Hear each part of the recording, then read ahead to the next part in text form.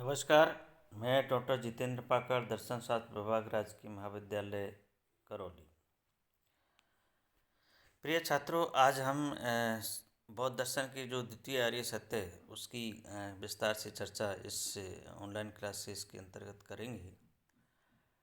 आप लोगों ने इससे पूर्व भारतीय दर्शन का जो पेपर है, इस भारतीय दर्शन के पेपर में हमने आपको बौद्ध दर्शन में महात्मा बुद्ध की प्रारंभिक जीवन और प्रथम आर्य सत्य के बारे में चर्चा की थी।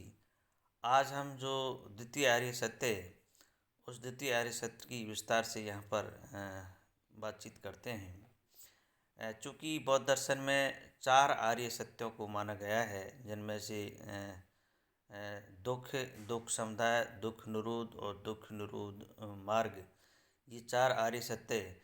तो द्वितीय जो आर्य सत्य है वो दुख के अस्तित्व को सभी भारतीय दार्शनिक मानते हैं, किंतु दुख के कारण के संबंध में सभी एकमत नहीं है। महात्मा बुद्ध ने प्रतीत समूहवाद के अनुसार दुख के कारण को जानने का प्रयत्न किया। इनका जो प्रतीत समूहवाद है उस सिद्धांत के अंतर्गत दुख के जो कारण है उन कारणों को जानने का इन्होंने प्रयत्न किया। प्रतीत समूहवाद के अनुसार संसार का कोई भी विषय बिना कारण नहीं है, सभी के कुछ न कुछ कारण है। अतः जब तक कुछ कारण नहीं रहे तब तो दुख की उत्पत्ति हो ही नहीं सकती। जीवन में अनेक दुख है, जैसे जरा, मरण, नैराश्य, शोक इत्यादि। तो जीवन की दुखों का सांकेतिक जो नाम है वो जरा मरण है। प्रश्न ये उठता है कि जरा मरण का कारण क्या है। शरीर धारण करना ही जरा मरण का कारण है। शरीर धारण न हो तो जरा मरण नहीं हो सकता। अर्थात जन्म, ग्रहण या जाति ही दुख का कारण है। प्रतीत समूहवाद के अनुसार जन्म का भी कारण होगा। जन्म का कारण भव है। जन्म ग्रहण करने की प्रवृत्ति को भव कहा जाता है। भव मीन्स जन्म ग्रहण करने की जो प्रवृत्ति होती है उसको भव कहते हैं। इस प्रवृत्ति का कारण क्या है। सांसारिक विषयों के प्रति जो हमारा उपादान अर्थात उनसे लिपटे रहने की जो अभिलाषा है वही हमारी जन्म प्रवृत्ति का कारण है। यह उपादान भी हमारी तृष्णाओं अर्थात शब्द, स्पर्श आदि विषय भोग करने की वासनाओं के कारण होता है। किंतु यह तृष्णा कहाँ से आती है। तृष्णा का कारण हमारा पहले का विषय भोग है, अर्थात इंद्रियों के द्वारा जो हमें वेदना अर्थात सुखानुभूति होती है उसी से हमारी तृष्णा जगी रहती है। अर्थात तृष्णा का कारण वेदना है। किंतु वेदना या इंद्रियानुभूति बिना इंद्रिय स्पर्श से नहीं हो सकती है। अर्थात इंद्रियों का विषयों के साथ संपर्क आवश्यक है। अतः वेदना के लिए स्पर्श आवश्यक है। स्पर्श भी बिना ज्ञानेंद्रियों के नहीं हो सकता, यानी स्पर्श ज्ञानेंद्रियों के माध्यम से ही होता है।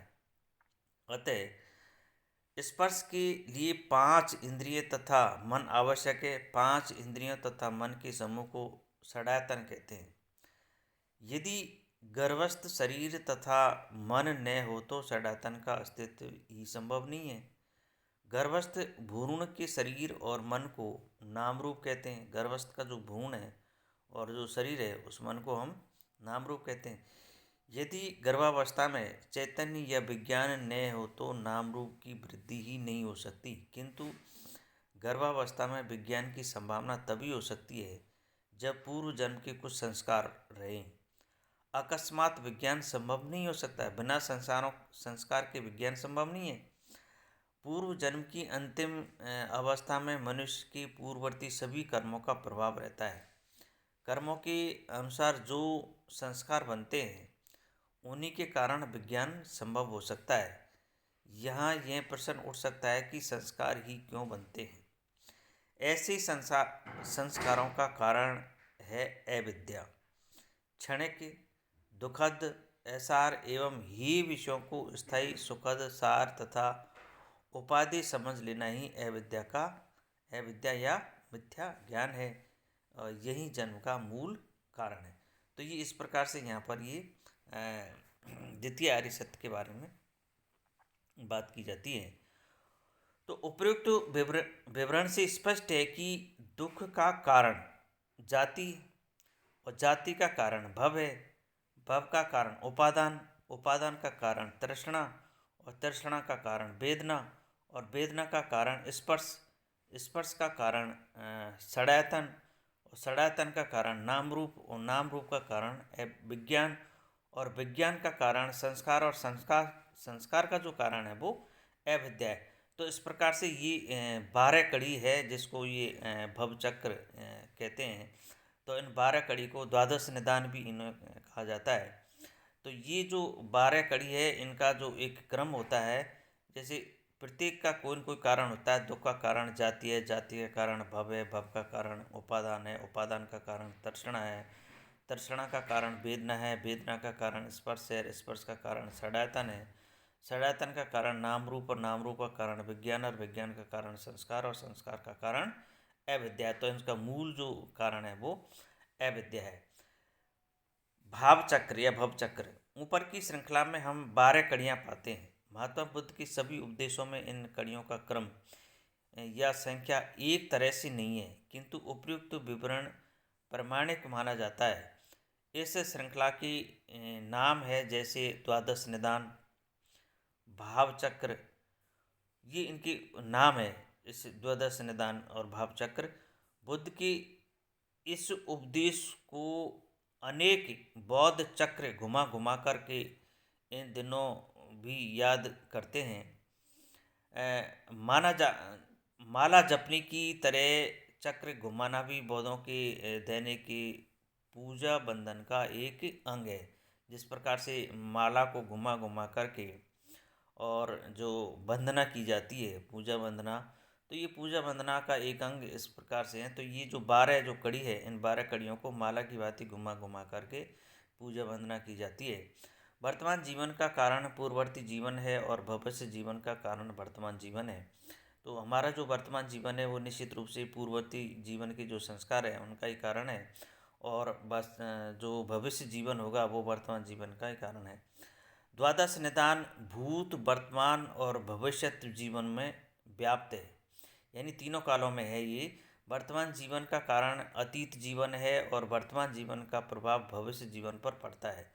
इसलिए तीनों की एक श्रृंखला है। द्वादश निदान को हम भूत, वर्तमान और भविष्य जीवन इन तीनों भागों में विभक्त कर सकते हैं। जैसे हम देख सकते हैं कि अविद्या और संस्कार ये भूत जीवन यानी भूतकाल की है।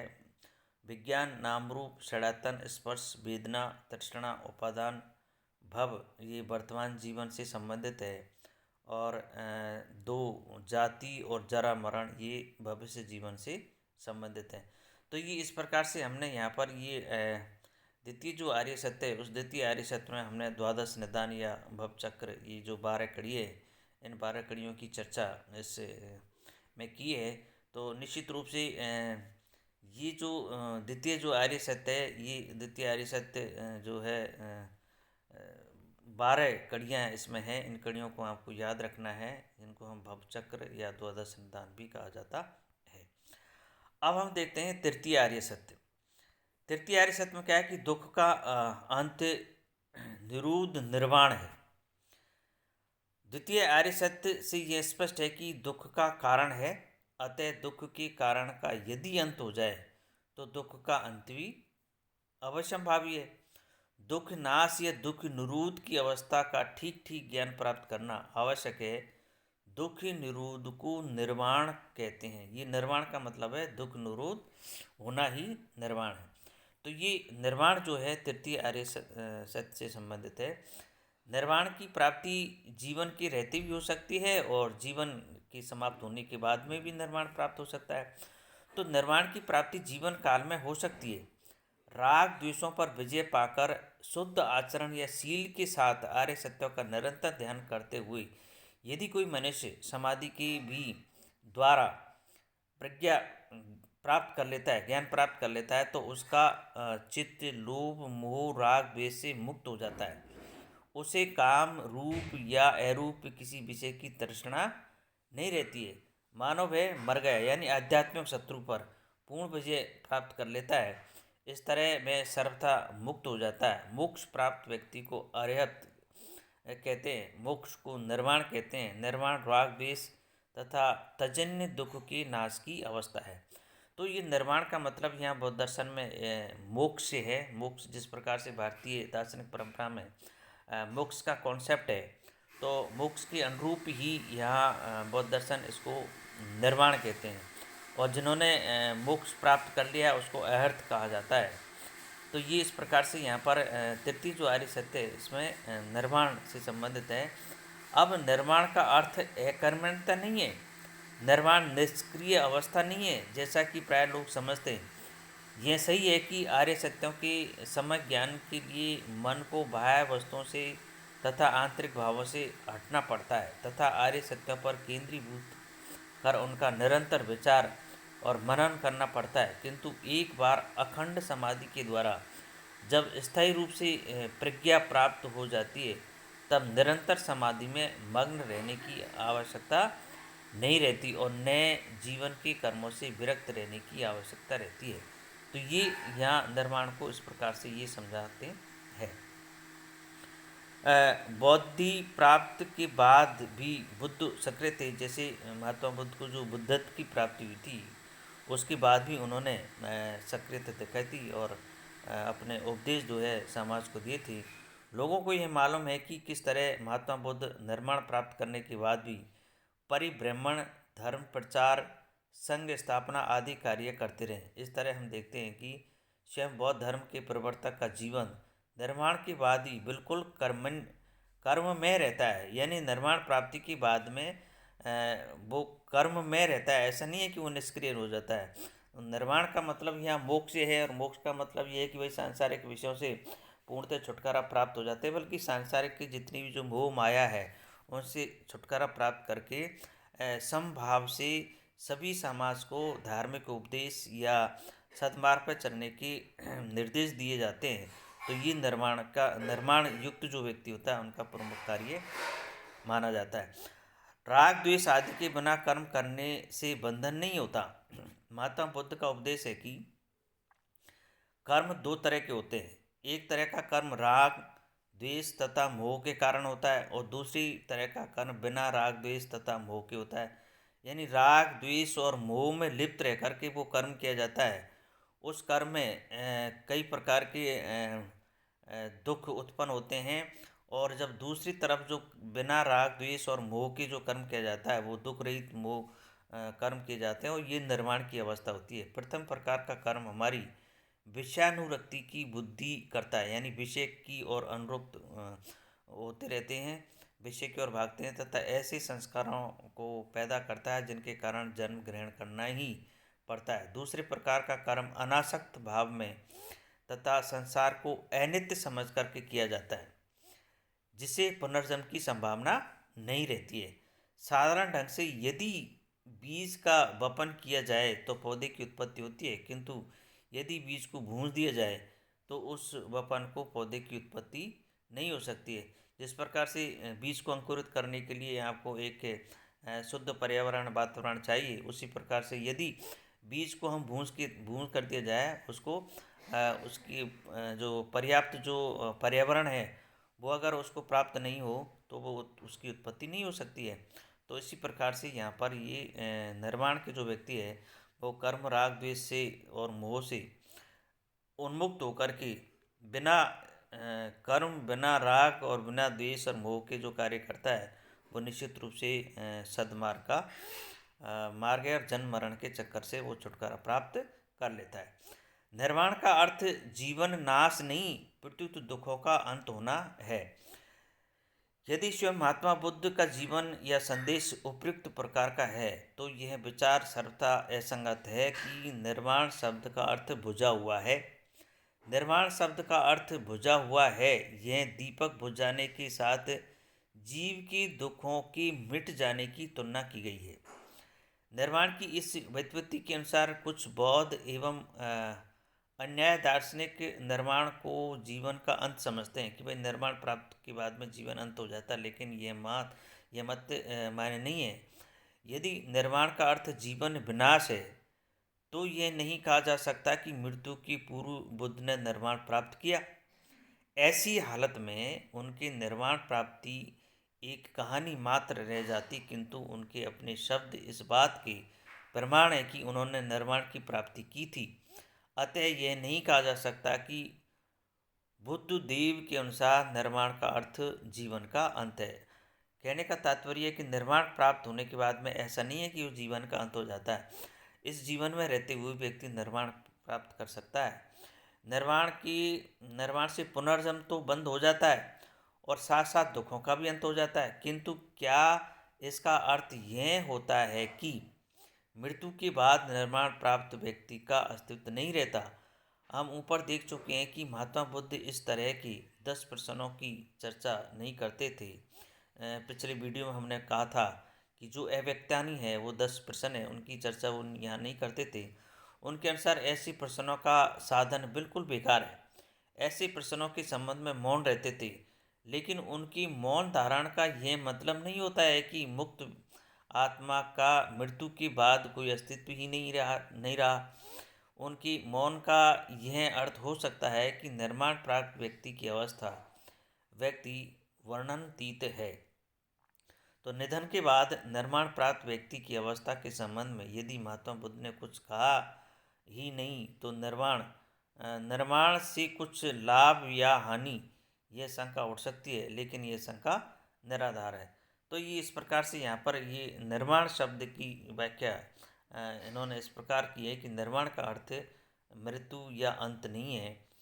निर्वाण की दो लाभ है, पुनर्जन्म और दुख का अंत। सबसे पहली बात तो है निर्वाण प्राप्त व्यक्ति का पुनर्जन्म नष्ट हो जाता है। जितनी भी इसकी जो राग द्वेष या जितनी भी जो इच्छाएं हैं वो समाप्त हो जाती है और सारे जो दुख है वो दुख नष्ट हो जाते हैं और जीवन काल में शांति की प्राप्ति होती है। तो ये निर्वाण के दो महत्वपूर्ण जो प्रमुख उद्देश्य या लाभ है वो ये है। निर्वाण से दो तरह की लाभ है। एक तो यह है कि निर्वाण प्राप्त व्यक्ति के बाद पुनर्जन्म और तजनित दुख संभव नहीं है, यानी दुखों से छुटकारा प्राप्त कर लेता है, क्योंकि जन्म ग्रहण के लिए जो आवश्यक कारण है वे नष्ट हो जाते हैं। दूसरा लाभ यह है कि जो निर्वाण प्राप्त कर लेता है उसका जीवन मृत्यु पर्यंत पूर्ण ज्ञान और शांति के साथ बीतता है। निर्वाण के बाद जो शांति मिलती है उसकी तुलना सांसारिक सुखों के साथ नहीं हो सकती है। तो निर्वाण की अवस्था पूर्णतः शांत, स्थिर तथा तृष्णाविहीन होती है।